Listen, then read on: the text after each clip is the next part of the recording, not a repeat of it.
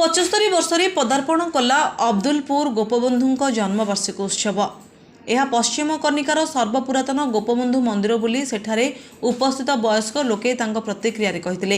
ପିଢ଼ି ପରେ ପିଢ଼ି ଦୀର୍ଘ 4 ଦଶନ୍ଧି ଧରି ଏହି ଅନୁଷ୍ଠାନଟି ଏହି ଅଞ୍ଚଳରେ ଖୁବ୍ ପରିଚିତ। ଆଖପାଖ ଯେତେ ଗୋପବନ୍ଧୁ ମନ୍ଦିର ଅଛି ଏହା ସର୍ବପୁରାତନ ବୋଲି ଲୋକେ ମତ ଦିଅନ୍ତି। କେନ୍ଦ୍ରାପଡ଼ା ଜିଲ୍ଲା ରାଜକନିକା ବ୍ଲକ अंतर्गत अब्दुलपुर गाँ पंचायतर ଏହି ଅନୁଷ୍ଠାନଟି 75 ବର୍ଷରେ ପଦାର୍ପଣ କରିଥିବାରୁ ଅଞ୍ଚଳର ସମସ୍ତ ଶ୍ରଦ୍ଧାଳୁ ବୟସ୍କ ଓ ଯୁବଗୋଷ୍ଠୀ ମାନେ ଖୁବ୍ ଆନନ୍ଦିତ। ଆଗକୁ ଏହି ଅନୁଷ୍ଠାନକୁ ଆହୁରି ଧୁମଧାମରେ ପାଳନ କରିବେ ବୋଲି ସେଠାକାର ଯୁବଗୋଷ୍ଠୀ ମାନେ ମତ ବ୍ୟକ୍ତ କରିଛନ୍ତି। ରଙ୍ଗୀନ ତୋରଣର ସାଜସଜ୍ଜ କୁନି କୁନି କଳାକାରମାନଙ୍କୁ ନେଇ ନାଚ ଗୀତରେ ପ୍ରତିଯୋଗିତା ସାଙ୍ଗକୁ ପୁରୀ ସଙ୍ଗୀତ ସମର୍ପଣରୁ ଗ୍ରୁପର ଭଜନ ସନ୍ଧ୍ୟା କାର୍ଯ୍ୟକ୍ରମ ମାହୋଲକୁ ଭରପୁର ଆନନ୍ଦ ଦେଉଥାଏ। राजकनिकार प्रणय नायक रिपोर्ट लिव लाइफ ओडिया। भाई टे परिचय देले अजय कुमार दास अब्दुलपुर जड़े वरिष्ठ समाजसेवी। कौन कह आज्ञा आपंकर गोपबंधु ठाकुर विषय कौन कह गोपबंधु ठाकुर आमर जो पूर्वज मान थे दीर्घ 3 पीढ़ीर कथा ये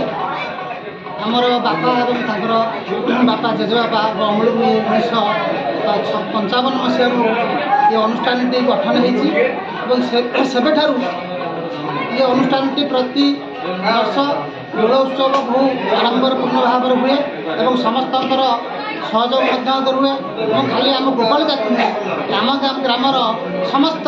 विभिन्न जातिर वर्गर लोक आगे सामिल होती भाई भाई पर भाईचारा रुहे और ये अनुष्ठान दृढ़ भाव में समस्त समर्थन प्रति अच्छी जहाँ आगुरी चलूला आगुरी यात्रा होता आम ग्राम भी करुले विभिन्न अनुष्ठान सब होते सब तार क्रम अनुजाई आधुनिकार पाद गलापर एवं जो युवगोष्ठी आम सब आगे चलती विभिन्न प्रकार सांस्कृतिक कार्यक्रम चालू रही ये अनुष्ठान मोर विश्वास और आशा अच्छी बर्तमान जो युवपीढ़ी मैंने सब आगे आसछंती आहरी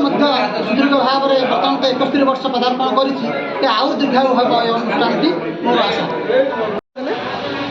मुझे doctor Kailash Chandra Das HOD department of political science माँ माणिकेश्वरी यूनिवर्सिटी कलाहांडी यूनिवर्सिटी जिला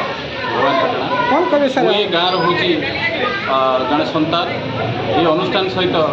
मुझे दीर्घ दिन धरी जड़ित अच्छी ये अनुष्ठान हूँ आम जादव संघर गोटे अनुष्ठान जहाँ गोपबंधु जीव सेवा समिति नाम परिचित ये अनुष्ठान आज को दीर्घ 71 वर्ष धरी कार्य करी आसुची आम ग्रामर समस्त जादव मानकर निरवच्छिन्न साहाय्य ये अनुष्ठान आगू आगू बढ़ी चली ये अनुष्ठान जो वयस्क व्यक्तित्व मैंने अच्छा प्रसन्न हाथ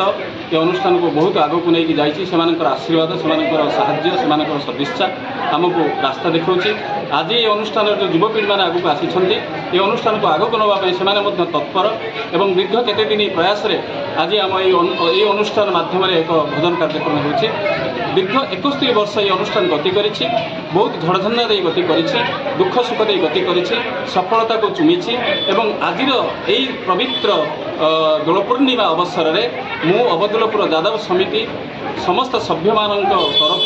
मोर व्यक्तिगत तरफ मु समस्त को अशेष शुभेच्छा जनाऊँ प्रभु गोपबंधु जी पाखे कर कमल जोड़ी प्रार्थना करुचु ये अनुष्ठान को सी आशीर्वाद करूँ एवं आगामी दिन में अनुष्ठान आगू जाऊ। परिचय देले सुमंत दास अब्दुलपुर कौन कह अब्दुलपुर गोपबंधु विषय आप कौन आमर ये अनुष्ठान आम पिला बहु पूर्वर आम ए बड़ धूमधाम करूँ गाँ लोक समस्त कमिटी सदस्य मान सहयोग रही आशा करी गोपबंधु जी कृपार यही आग को जाऊ अनुष्ठान उन्नति समस्त सहयोग अच्छी समस्ते ये अनुष्ठान केवे 2टा 3टा सब कौन मतभेद ना एक चित एक मन गाँव में भल कर वर्ष नुआ युव पिला मैंने बाहर गोटे भल भजन सन्ध्यार कार्यक्रम कर आम ईश्वर निकट श्री गोपबंधु जी आम कृष्ण निकट प्रार्थना करूँ ये अनुष्ठान दया दीर्घायु हो आमर समस्त कर्मकर मन एक चित्तर गोटे अनुष्ठान हो आम अब्दुलपुर जादववासी नाम टेक।